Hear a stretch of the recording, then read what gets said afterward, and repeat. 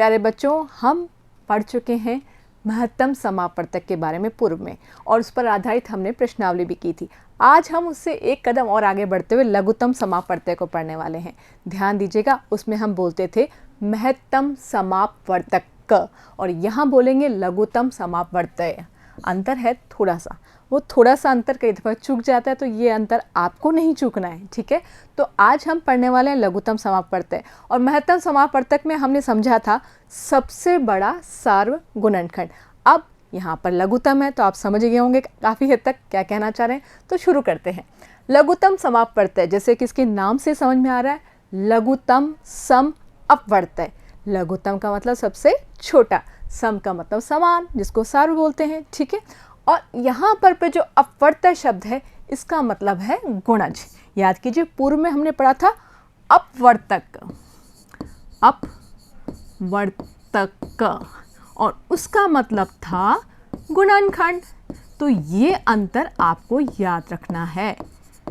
याद रखिएगा, जब भी हम म स की बात करेंगे तो वहाँ पर पे अपवर्तक महत्तम समापवर्तक बोला जाएगा, और जब ल स की बात करेंगे तो लघुत्तम सम अपवर्तक बोला जाएगा। ध्यान है, ये अंतर आपको याद रखना है। तो अपवर्तक का मतलब होता है गुणनखंड और अपवर्तक का मतलब होता है गुणज। तो सबसे छोटा सार्व गुणज क्या निकल के आने वाला? ल स, ठीक है ना। तो इसके लिए हम समझ गए परिभाषा क्या होगी। दी गई दो या दो से अधिक संख्याओं में हम सबसे पहले क्या निकालेंगे? गुणज निकालेंगे, उनमें से सार्व ढूंढेंगे, और जो लघुत्तम होगा वो निकल के आ जाएगा सार्व गुणज, ठीक है ना। तो परिभाषा को एक बार सरसरी तौर पे देख लेते हैं। दो या दो से अधिक दी हुई संख्याओं का लघुत्तम समापवर्तक इन संख्याओं के सार्व गुणजों में से सबसे छोटा, इसको लघुत्तम या निम्नतम भी बोलते हैं, गुणज होता है। संक्षेप में से ल स यानी कि एलसीएम, और एलसीएम अंग्रेजी में बोलते हैं लोएस्ट कॉमन मल्टीपल, वही मतलब लघुत्तम सम अपवर्तक, ठीक है, लिखा जाता है। तो अब इस चीज़ को हम वही उदाहरण की मदद समझेंगे। उदाहरण दिया हुआ हमारे पास में 8वां, जो आपकी पाठ्य पुस्तक का है। 12 और 18 का लसक ज्ञात कीजिए। तो सबसे पहले हम वही करने वाले हैं, 12 के गुणज निकालेंगे, 18 के गुणज निकालेंगे, और इसमें से सार्व गुणज ढूंढेंगे, और फिर सार्व गुणज में से सबसे छोटा ढूंढेंगे। तो गुणजों के बारे में और सार्व गुणज के बारे में पूर्व में चर्चा कर चुके हैं। अब इसको हम नहीं समझाएंगे, इसको थोड़ा स्पीड से लेंगे। तो 12 के गुणज में हम जानते हैं, 12 का फार्मूला लिखने वाले हैं, 12, 24, 36, 48, 60, 72, और यही इसी क्रम में ही आगे चलने वाला है, ठीक है ना।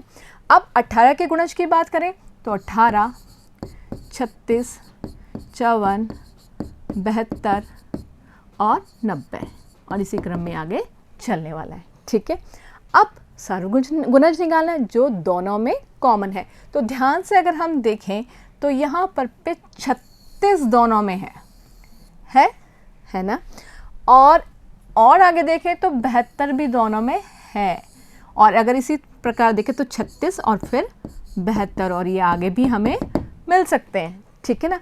हमें क्या करना है? हमें सबसे छोटा लेना है, और वो बन जाएगा हमारा लसक। तो 36 और 72 में सबसे छोटा क्या? वो आगे तो खैर संख्या होंगी, लेकिन हमें तो सबसे छोटे की ज़रूरत है ना। तो सबसे छोटा क्या निकल के आया? बिल्कुल 36 निकल के आया। तो बच्चों, हमने देखा कि यहाँ पर पे संख्या 12 और 18 का लसक पर निकालना तो बहुत सरल है, क्योंकि सार्व गुणज तक तो हम पूर्व में चर्चा कर चुके हैं। अब हमें क्या करना था? हमें केवल उन सार्व गुणजों में से सबसे छोटी संख्या को लेना था। जब भी हम इस तरह के सवालों को हमने पूर्व में किया था तो सबसे पहली संख्या सबसे पहले मिल जाती ना, और हमें उसी की आवश्यकता है। तो अगर हमें आगे की नहीं पता तो हमें तो केवल पहले वाला संख्या उठा लेनी है, जो कि निश्चित तौर पे सबसे छोटी होनी है। लेकिन ध्यान दो बच्चों, यहाँ पर हम बोल तो छोटा रहे हैं, है ना, लेकिन ये संख्या 12 और 18 से क्या संख्या 36 जो निकल कर आई छोटी है क्या? नहीं है ना। तो ये चीज़ आप याद रखिएगा। ऐसा नहीं कि छोटे से आप सोच लें कि उत्तर ही छोटा आने वाला है, ठीक है। जबकि आपने देखा हमने सार्व गुणज लिया और वो भी सबसे छोटा, उसके बावजूद ये संख्या निकल के आई थोड़ी सी बड़ी। और बड़ी भी किस तरह की? ध्यान दें, ये जो संख्या है, बड़ी संख्या में 12 और दी गई संख्या 18 का पूरा भाग जाता है। अर्थात हमने ऐसी संख्या ली है जिसमें दी गई दोनों संख्याओं का पूरा भाग जाता है। देखें आप, 36 में 12 का भाग 3 दफ़ा पूरा चला जाता है, और 36 में 18 का भाग 2 दफ़ा पूरा चला जाता है, ठीक है ना। तो यहाँ पर पे याद रखिएगा, हमारा जो लसप निकल के आएगा वो दी गई दो संख्याओं से बड़ा होगा।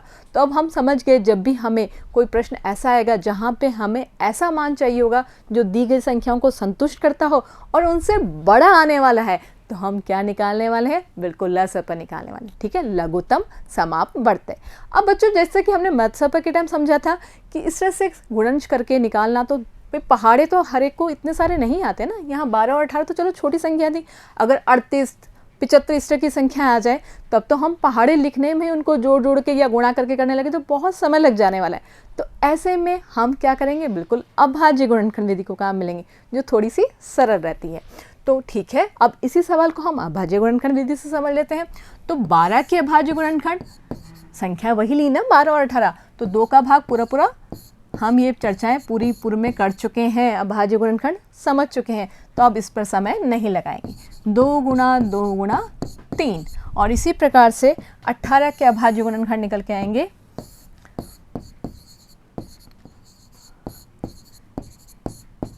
2 गुणा 3 गुणा 3। और अब हमें क्या करना है? जैसे कि हमने बात की हमें उत्तर बड़ा चाहिए तो हमें ज़्यादा मान लेना होगा ना। तो बस करना क्या है? हमें ऐसी संख्याओं, ऐसे गुणनखंडों को लेना है जो उन संख्याओं में अधिकतम बार आते हैं। ठीक है, संख्याओं को बढ़ाना भी तो है ना, तो अधिकतम बार, जैसे समझें बात का मतलब कि यहाँ देखें आप 2 कितनी बार आया? 2 बार आया। और यहाँ 2 कितनी बार आया? 1 बार। तो अधिकतम बार कितनी बार आया? बिल्कुल 2 बार आया, तो हम 2 बार लेंगे। ठीक है, अब बात करते हैं 3 की, क्योंकि हमें यहाँ पर प्रश्नों में 2 और 3 दो ही अभाज्य संख्याएं दिख रही हैं। तो यहाँ पर अभाज्य संख्या 3 कितनी बार आई? 1 बार। और इस संख्या में अभाज्य संख्या कितनी बार आई? 2 बार। तो ज़्यादा बार कितनी बार आई? 2 बार आई, तो हम 2 बार को लेंगे। ठीक है ना, यानी कि हमें संख्याओं को बड़ा करना है ना। और बच्चों ये गलती मत कर देना कि टोटल कितनी बार है। हम टोटल की बात नहीं करें, हम कुल की बात नहीं करें, हम पूछ रहे हैं दी गई संख्याओं में अधिकतम बार कितनी बार है, योग नहीं पूछा है। तो अधिकतम बार आपको प्रत्येक संख्या में देखना है और अधिकतम जिस संख्या में आपको ज़्यादा मिल जाए उसको ले लेना है। सिंपल है ना। तो यहाँ अब इनको गुणा कर देते हैं। 2 दूनी 4, 4 तिया 12 और 12 तिया 36। और हमने जो पूर्व में गुणनखंड विधि, गुणज विधि से किया था उसमें भी इसका मान 36 ही आया था, है ना सरल। तो बस अब आगे के सवालों को भी कर लेते हैं जो हमारी पाठ्य पुस्तक में दिए गए। उदाहरण नंबर 9, 24 और 90 का लसप ज्ञात कीजिए। तो ठीक है, 24 के हम अभाज्य गुणनखंड निकाल लेते हैं और साथ ही साथ 90 के भी अभाज्य गुणनखंड निकालेंगे। शुरुआत 24 से करते हैं। 12, 6, 3 और फिर 3। और इधर 90 की बात करें तो सबसे पहले 2 का भाग निश्चित तौर पे जाने वाला है 45 दफ़ा, फिर 3 का भाग देंगे 15 दफ़ा, फिर 3 का भाग देंगे 5 दफ़ा और 5 का भाग 1 दफ़ा। तो यहाँ तो आया 2 3 बार और 1 बार 3, 2 3 बार और 1 बार 3। ठीक है, और 90 में 2 आया 1 बार और 3 आया 2 बार।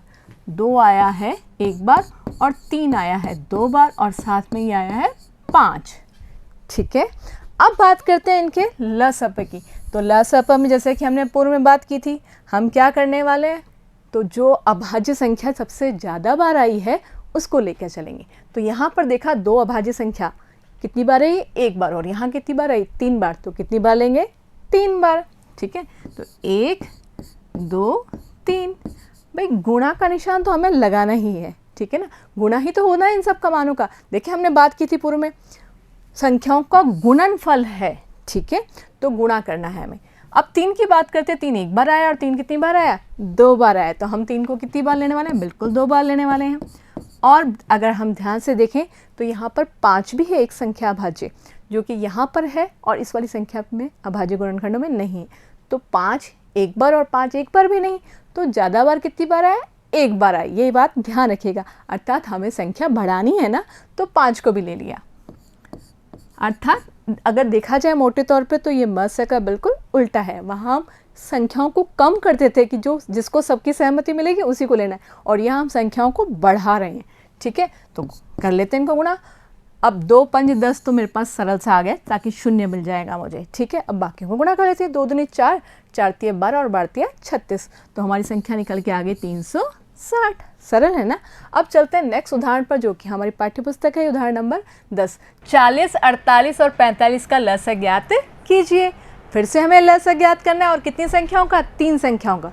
ठीक है, सिंपल वही अभाज्य गुणनखंड करके कर सकते हैं। ये लिए हमने 40, 48 और 45। थोड़ी संख्याएं बड़ी हो गई हैं तो थोड़ा टाइम ज़्यादा लगेगा। अगर मैं आपको टाइम बचाने का एक शॉर्टकट तरीका बता दूं तो ज़्यादा सही रहेगा ना। हाँ, उसमें होगा क्या, करने तो हमें अभाज्य गुणनखंड ही हैं, लेकिन तीनों को हम एक साथ लेकर करेंगे। तो अब चूँकि नया तरीका सीखने वाले तो निश्चित तौर पे ध्यान से तो देखना ही होगा, और ये सरल भी रहने वाला आ गया हमारे लिए। तो लसप के लिए हम क्या करने वाले हैं, हम यहाँ पर पे तीनों अर्थात दी गई सभी संख्याओं को एक साथ ले लेंगे अभाज्य गुणनखंड के लिए, और यहाँ पर पे हम शुरुआत करेंगे वही अभाज्य संख्या 2 से। अगर 2 का भाग दी गई संख्याओं में से, जैसे यहाँ पे 3 है, तो अगर हम 3 की बात करें तो 3 में से किसी एक में भी अगर 2 का भाग जाएगा तो हम भाग देते रहेंगे, और जब किसी भी संख्या में 2 का भाग नहीं जाएगा तो अगली अभाज्य संख्या, जैसे कि हम अभाज्य गुणनखंड में करते हैं, है ना। तो यहाँ पर पे हम भाग दे रहे हैं 2 का, क्योंकि यहाँ 40 और 48 में जा रहा है, तो यह आया 20, यह आया 24 और ये निकल के आया 45। अब हम वापस से 2 का भाग देंगे, तो 2 का भाग दिया तो आया 10 और यहाँ पे आया 12 और यहाँ पे निकल के आया 45। अब फिर से हम 2 का भाग देंगे, और 2 का भाग दिया तो 5 और यहाँ पे आया 6 और यहाँ पे आया 45। अभी भी हम देख पा रहे हैं 6 में 2 का भाग जाता है, तो 2 का भाग दिया 5 और ये आया 3 और ये आया 45। अब दी हुई तीनों संख्याओं में 2 का भाग तो नहीं जाता, तो अब हम किसका भाग देंगे, बिल्कुल अगली अभाज्य संख्या अर्थात 3 का भाग देने वाले हैं। तो 3 का भाग दिया तो 5 में तो नहीं जाएगा, इसका मतलब 5 को तो ऐसा कैसा लिखना पड़ेगा, 3 में भाग दिया तो 1 और 45 में भाग दिया तो 3 एकम 3, ये निकल के आया 15। ठीक है, अब हम देख पा रहे हैं 5 और 15 में 3 का भाग 15 में जा रहा है, तो ठीक है फिर से 3 का भाग देते हैं, 5, 1 और 5। अब हम देख पा रहे हैं 2 संख्याएं हमारे पास में 5 आ गई हैं जिनमें 3 का भाग नहीं जाने वाला, तो फिर अगली अभाज्य संख्या 5 ही होती है, और 5 का 5 में तो पूरा पूरा भाग जाएगा ही। तो ये हो गया 1, 1, 1। अब चूंकि तीनों दी हुई संख्याओं के स्थान पर 1 आ चुका है, तो अब हमें अभाज्य संख्याओं का भाग देना तो करना है बंद। अब जो हमारी ये संख्याएँ अभाज्य संख्या निकल के आई है ना, ये सारी जिनका हमने भाग दिया है, इनको गुणा करके लसप प्राप्त करना है। तो हमने देखा 2, 1, 2, 3 4 बार आया और 3 2 बार आया है। ठीक है, 2 कितनी बार आया, 4 बार, 1, 2, 3, 4 बार, और 3 आया है हमारा 2 बार, और 1 बार आया है 5। गुणा कर लेते हैं सिंपल। तो यहाँ पे ये 2 और 5 तो मिलकर बन गए 10, अर्थात 0 आ जाएगा। बाकी देखते हैं, 2 दूनी 4, 4 दूनी 8, 8 और ये 3 3 9, 8 9 72, अर्थात ये होने वाला है 720। सरल है ना। बजाय कि हम अलग अलग अभाज्य गुणनखंड निकालें सभी संख्याओं को और फिर निष्कर्ष निकालें, इससे तो ये कुछ ज़्यादा सरल हो गया ना कि इकट्ठा ले लिया और सोचने की ज़रूरत भी नहीं है किसको लेना है किसको छोड़ना है। तो हमारे लिए ये सुविधाजनक रहेगा। जब भी अब हम लसप की बात करेंगे तो हम सबको साथ लेकर के चलना प्रेफर करेंगे। अब चलते हैं हम अपने अगले सवाल। अगला सवाल है यहाँ पे 20, 25 और 30 का लसप निकालना है, और इसको हम उसी एक साथ लेकर के हल करने वाले हैं।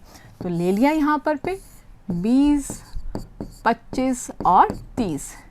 शुरुआत 0 0, 2 का भाग तो जाना ही है, तो ये आया 10, ये आया 25 और ये आया 15। समझ में आ रहा है ना। हम अभाज्य संख्याओं में अगर एक में भी जा रहा है, जैसे कि यहाँ एक में जा रहा है बाकी 2 में नहीं जा रहा, तो भी देंगे।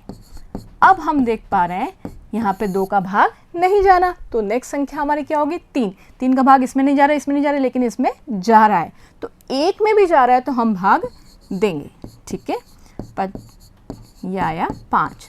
और अब हम देख पा रहे हैं तीनों संख्याओं में से किसी में भी 3 का भाग नहीं जा रहा है, तो नेक्स्ट अभाज्य संख्या बिल्कुल 5 का भाग देंगे, और 5 का भाग दिया तो 1, 5 और 1, और अब बिल्कुल 5, क्योंकि यहाँ पर भी तो हमें 1 लाना है ना, और ये आ गया 1। तो यहाँ पर पे हमारा अब हो गया ये गुणनखंड करने वाला काम तो खत्म। अब हमें गुणा करके देखना है। तो 2 कितनी बार आए, 2 बार आए, 3 1 बार आया, 2 आए हैं 2 बार, और 3 1 बार आया है, और 5 2 बार आए हैं। ठीक है ना। अब हमें क्या करना है, अब हमें इनको गुणा करना है। तो 5 को अगर 2 से गुणा करें 10, और 5 को इस 5 को 2 से गुणा करेंगे 10, और 10 को 10 से गुणा करेंगे तो 100, अर्थात उत्तर में 2 जीरो तो आने ही हैं। ठीक है ना।